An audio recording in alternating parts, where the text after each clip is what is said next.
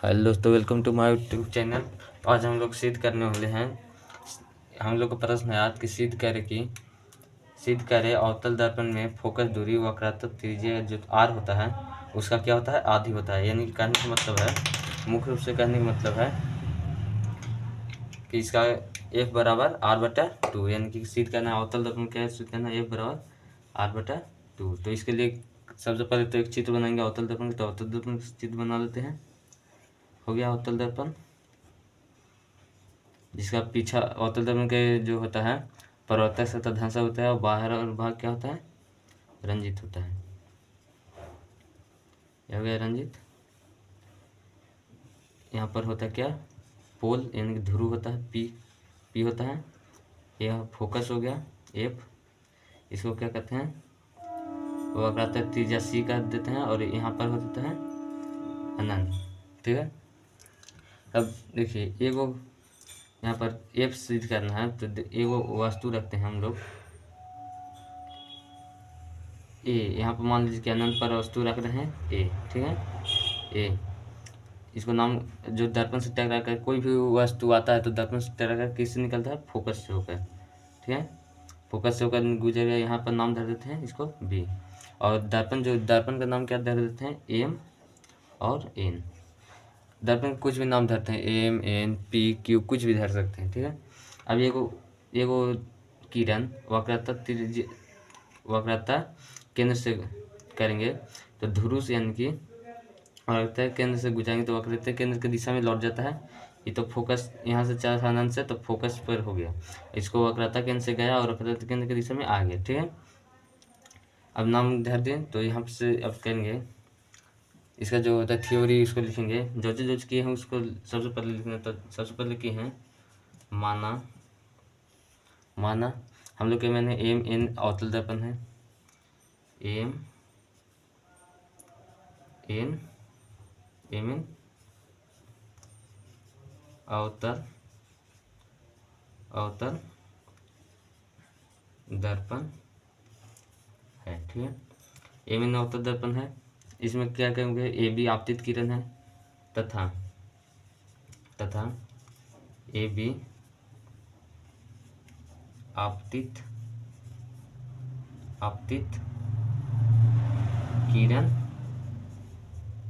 किरण है जो दर्पण से परावर्तन के बाद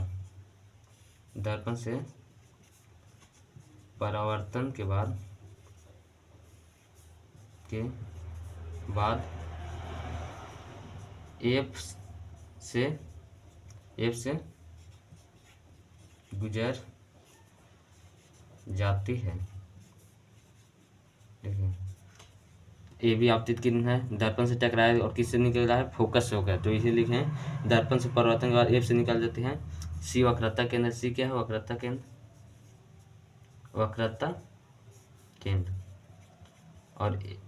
और एफ क्या है, फोकस। तो एफ फोकस दूरी है,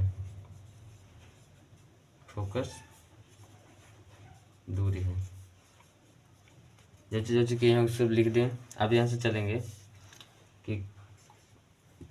चलेंगे साइन आई बराबर समरूप का त्रिभुज को। तो साइन कोण आई बराबर कोण आर किससे होता है, तो परावर्तन का पहला नियम से होता है, परावर्तन के नियम से। ठीक है, परावर्तन के नियम से लिख दिए। हो गया। यहाँ कोण आर यहाँ बनाता है, कोण आई यहाँ। ठीक है, बनाता है। यहाँ पर लिखेंगे, अब यहाँ पर लिखेंगे कि यहाँ पर कोण आई बराबर कोण में परावर्तन के नियम से हो गया। और देखिए कोण सी है और कोण इधर बी है। क्या देखिए ऐसे रहता है चिन्ह, कोई भी चिन्ह ऐसे रहता है। इन एगो कोण बना है और एगो एन है, तो एन एकांतर कोण माना जाता है। तो एकांतर कोण लिखेंगे, कोण सी बराबर कोण बी। एकांतर कोण से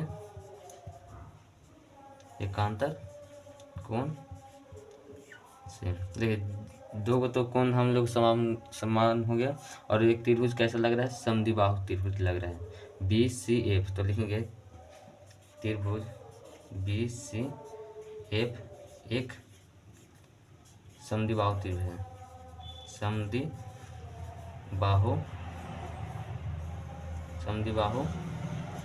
त्रिभुज है, ठीक है। समद्विबाहु त्रिभुज होगा तो इसमें क्या हो जाएगा, समद्विबाहु है त्रिभुज, तो इसमें हो जाएगा क्या कि दो को भुजा समद्विबाहु त्रिभुज में बराबर होता है, तो यहाँ देखिए CF और BF आपस में दोनों भुजा बराबर हो जा रहा है, क्योंकि इसका एक अंतर कोण B है भी, इसका C है, तो यानी कि CF और BF बराबर, तो लिखेंगे CF बराबर BF। समीकरण हो गया फर्स्ट, ठीक है। और यहाँ पर ऊपर देखिएगा कि जो B है, बिंदु B है वो B के बहुत नज़दीक है, तो यहाँ से लिखेंगे यदि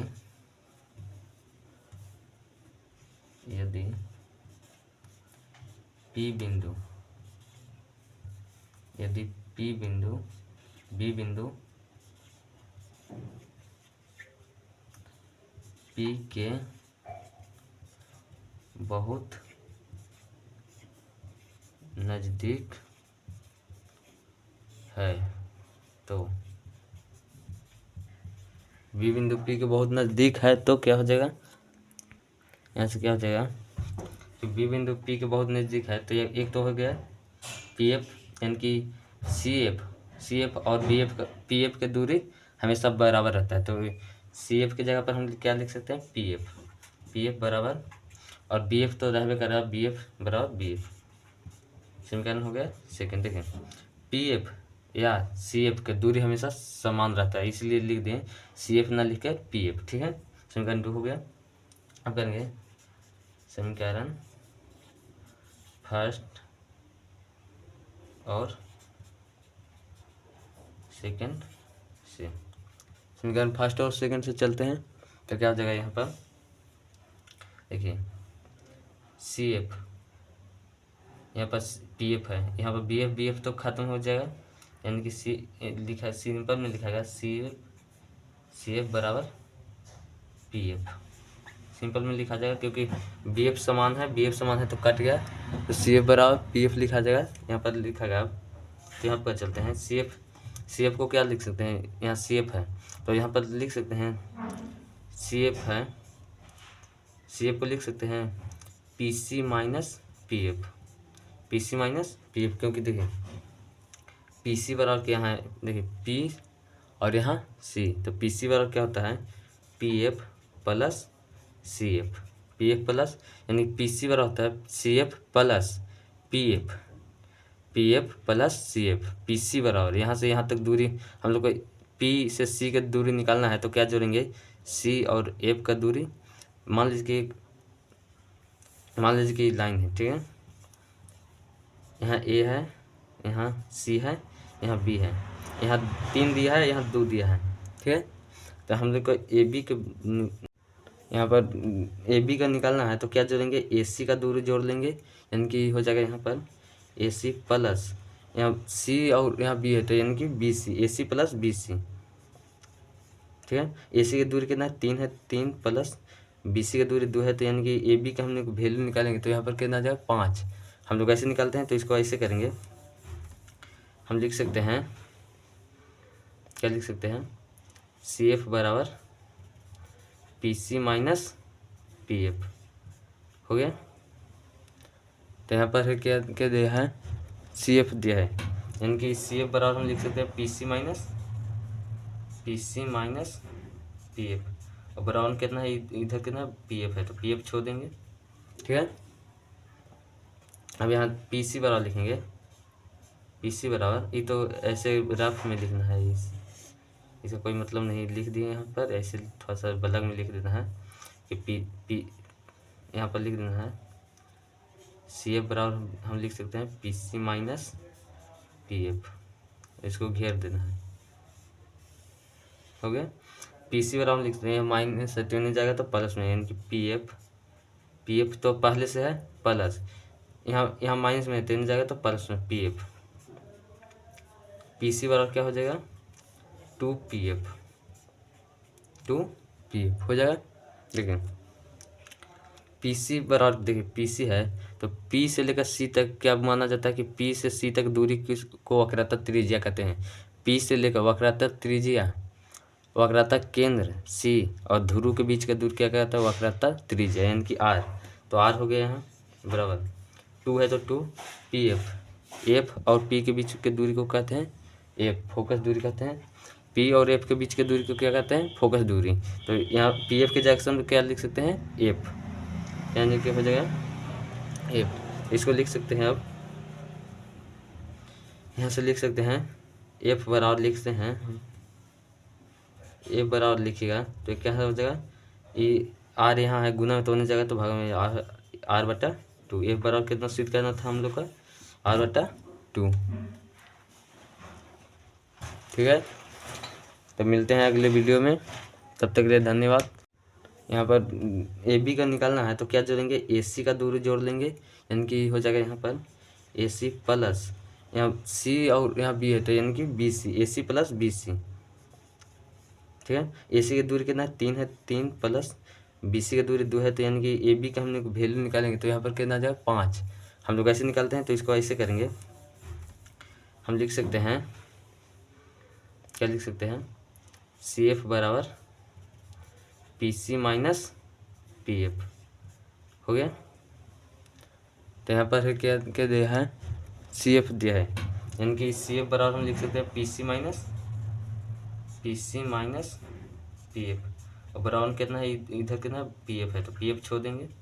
ठीक है, अब यहाँ पी सी बराबर लिखेंगे, पी सी बराबर, ये तो ऐसे रफ में लिखना है, इसका कोई मतलब नहीं, लिख दिए यहाँ पर ऐसे थोड़ा सा बलग में लिख देना है कि पी यहाँ पर लिख देना है सी एफ बराबर हम लिख सकते हैं P C minus P F, इसको घेर देना है,